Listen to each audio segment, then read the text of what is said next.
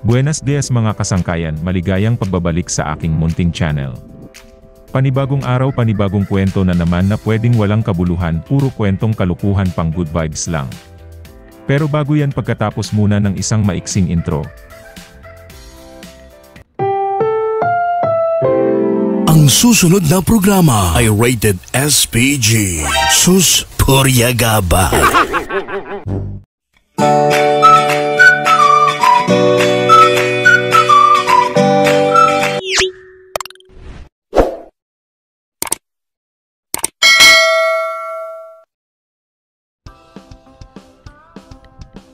Ayon na nga mga auntie at mga angkul, dadako muna tayo sa tabing dagat para mag-relax at magpahangin sa napakagandang panahon.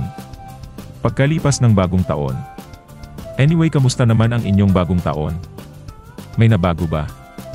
O nawasak lang ang inyong mga pitaka sa dami nyong Noche Buenang handa?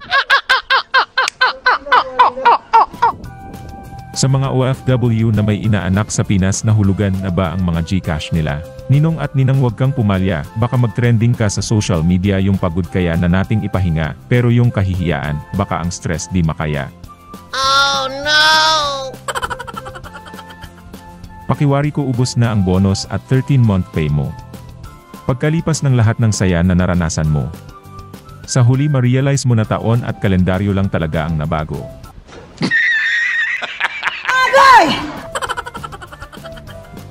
Basta ako pa chill-chill lang sa tabing dagat. Habang pinagmasdan ko ang hampas ng alon sa batuhan, nakikita ko na ang susunod na kabanata. Parang alon nag-aiipon ng lakas. Para may panghampas uli sa dalampasigan. Parang ikaw mag-aiipon na naman, malapit na ang birthday mo, syempre may pagkamayabang ka. Kaya party-party na naman. Hindi, wow. Anyway, buhay mo yan. O swerte mo, buhay ka pa. Bakit ba ako nakikialam? Sorry naman, nasabi ko lang naman. Baka sabihin mong, masyado akong intrimitido. Hindi naman sa intrimitido. Sadyang pabida-bida lang talaga ako. Masarap dito magpahangin habang humihigop ng mainit na kape. Linawin ko lang, mainit na kape. Hindi sabaw ng tinolang manok na napanalunan nyo sa sabong kahapon. Mga manok na inunan nyo pang himasin, isa mga asawa nyong mas pagod pa sa inyo maghapon. Tama kayo, tama kayo! Kaya habang may pagkakataon, pahimasin muna. Ayaw ko!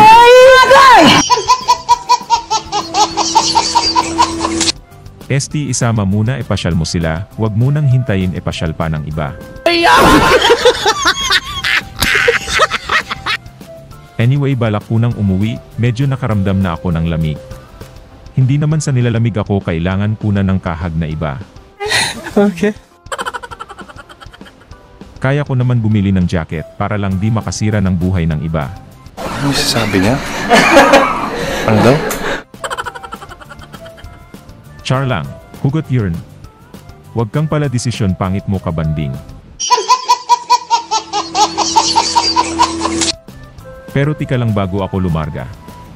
Kanina ko pa napapansin itong si kuya na panay hagis ng kanyang kawil pero walang nahuhuling isda. Siguro kung ako ang isda, bakit ako lalapit para magpahuli sa bingwit? Kung alam kong maalon masakit kaya mauntog sa bato tapos magpapahuli pa kaya? Sa bagay di naman ako isda, bakit ko ba pinapangunahan? Buhay nila yan.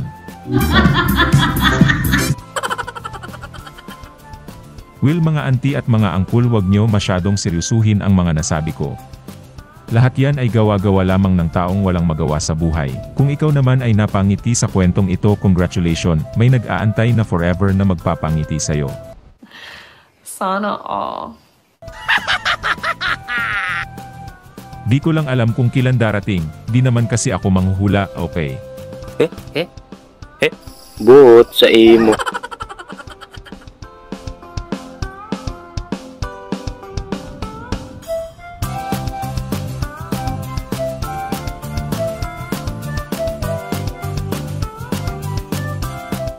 Bueno mga auntie at mga angkul, hanggang dito na lang.